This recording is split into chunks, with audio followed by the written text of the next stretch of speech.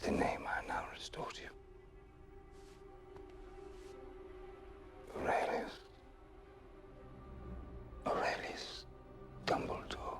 Hey guys, so we're down to our last couple weeks before Secrets of Dumbledore comes out, which means it's time for us to get our final guesses in before the movie comes out and we find out what's really been going on. Because the last installment of the Fantastic Beasts series, Crimes of Grindelwald, gave us a huge question that we still haven't resolved, and that is, who is Credence Barebone? Because the thing about the ending that we get at the end of Crimes of Grindelwald is that that ending is just not possible. So guys, let's finally put to bed the question of who Credence actually is.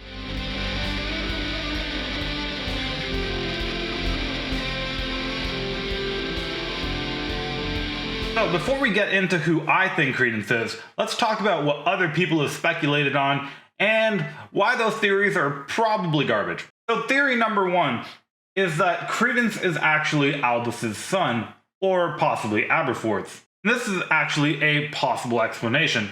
After all, Credence was born in 1904, and both Aberforth and Albus would have been in their 20s at the time. However, Aberforth's backstory is pretty minute, and we've never really heard of a story involving him having a wife or any children. And as he's not really a major character in the Harry Potter universe, it seems like a stretch to give such an important role to him. Also, it kind of takes away from the reveal we got at the end of the last movie. And as for Albus, he's also really hung up on his relationship with Grindelwald, which mostly indicates that he probably wouldn't have had a child in this time. And the biggest reason why this probably doesn't make sense is because when Grindelwald tells Credence who he is, he specifically mentions that Albus is actually his brother.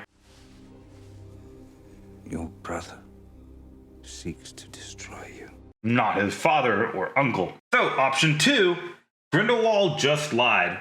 And once again, this is possibly a decent explanation. There's not really a clear reason in Crimes of Grindelwald that we assume that Grindelwald actually knows the truth about this. And a lot of people have speculated that because Grindelwald couldn't know the truth, he's probably lying. Leta Lestrange even tells us that she switched the babies immediately before her brother actually died, which leads a lot of fans to believe that Grindelwald couldn't possibly know the true identity of Credence because he didn't know about the switch. And I have to say that this is probably also wrong, because what these theories seem to forget is that Grindelwald is a seer. And because he's a seer, he has a reasonable way to know pretty much anything. And so him knowing that the babies were switched and who Credence's real identity is possibly explainable. And with the strong connection between Phoenix's and Dumbledore's, it seems apparent that with the reveal of the Phoenix at the end of Crimes of Grindelwald, that Credence is in fact a Dumbledore. And that Phoenix is probably Fawkes, but that's a whole different theory. And finally, the theory that a lot of people are going with, which is that Credence is simply Dumbledore's brother. Which is probably the worst explanation of all of them.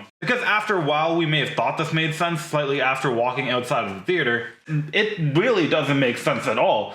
Dumbledore's father Percival was sent to Azkaban back when Dumbledore's younger sister Ariana was 7 years old, roughly around the year 1890. And he spent the rest of his life there, eventually dying in Azkaban. And as for his mother, Dumbledore's mother Kendra died shortly after Dumbledore graduated from Hogwarts, roughly in the year 1898. And so it's impossible for Credence to be related to either of these people, as they were both dead before he was born. And with all three of these theories just chucked straight in the garbage bin, we need to come up with a better explanation that resolves who Credence could possibly be. And with the laws of science and math failing us, I think we need to go to a more important rule, magic. So is it possible for Credence to be, in a magical way, Dumbledore's brother? By the way, when I say Dumbledore, I'm typically referring to Albus Dumbledore, and that can get confusing. There's plenty of room for this to happen in the Harry Potter universe, and they could possibly just introduce some new magic into the next movie to make this possible. But that's boring. Let's find a way to use the magic that we know and understand in order to kind of create a recipe to explain how Credence exists. And the first thing we know is that Dumbledore has a lot of magical ability. And while it seems basically impossible to magically create life, if there was anyone who could almost do it, it would be him. And that takes us to the character that they reintroduced, or possibly first introduced since we've never seen him before, the character of Nicholas Flamel. Nicholas Flamel is a deep part of the Harry Potter universe, as he is first introduced by name in the Philosopher's Stone. Nicholas Flamel is an immortal alchemist who is the only known possessor of the Philosopher's Stone. And alchemy itself is basically a study of how to create the stone, a magical item that is so powerful that it can turn any item into gold and gives the user the ability to create the elixir of life, thereby making them immortal. And the thing that's interesting about Nicholas Flamel and Dumbledore's relationship is that Dumbledore and Nicholas are communicating when Dumbledore is about 17 years old. And Dumbledore is in fact famous for his works in the study of alchemy. But I mean, how many contributions can Dumbledore actually make to the field? I mean, Nicholas Flamel would already be 500 years at the time and has clearly already invented the Philosopher's Stone. So what is Dumbledore actually doing in the study and field of exploration? And what can the Philosopher's Stone actually be used to do? We find out from Dumbledore that Voldemort's plan in getting the stone was to use the stone in order to create a new body for himself, which seems like a pretty straightforward plan. Voldemort at the time is a soul without a body, and if he can use the stone to create a body, he can just put his soul in that body and problem solved. And there's slightly a conflicting opinion on what you can do with the stone itself presented in the Philosopher's Stone. Voldemort actually suggests to Harry that he can use the stone to bring back Harry's parents. We can bring them back. All I ask is for something in return.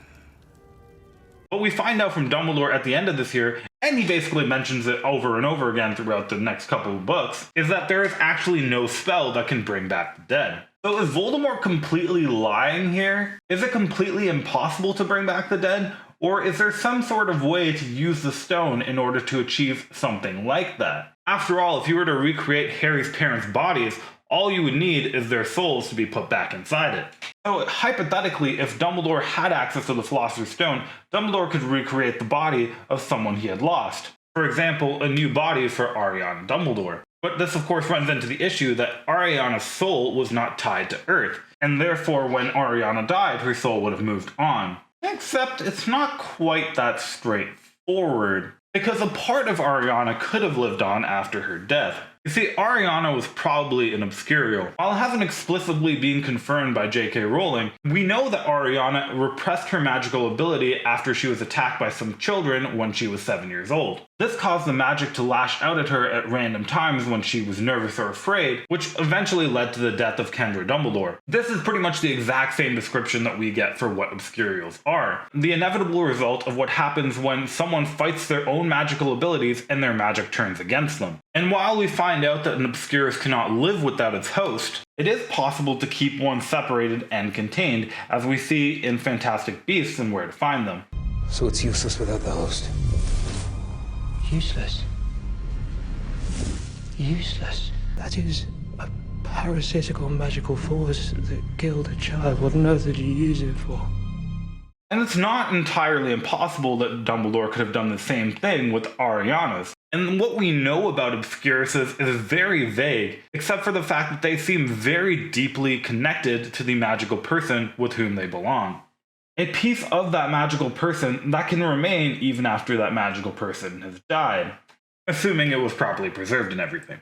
And besides the Obscurus, there's also another way Dumbledore could have had a small part of Ariana's soul. At the end of Deathly Hallows, Harry uses the Resurrection Stone in order to summon his dead loved one. And we find out that the people that he summons are not so much his departed loved ones, but basically the parts of them that have been living on within him the whole time.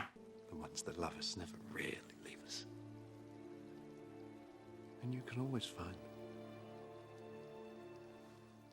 In here.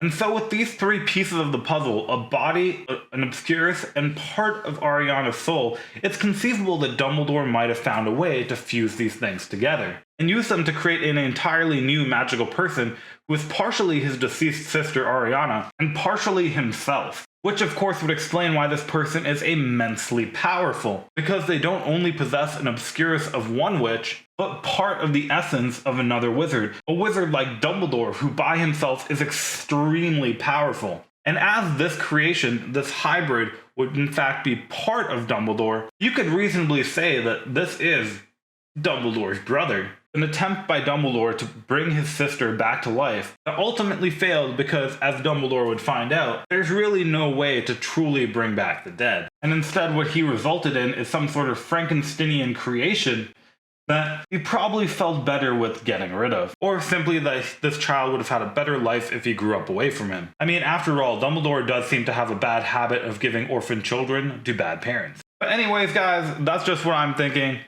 Let me know what you guys think. Who is Credence really? And I'll see you guys in the next video. Bye!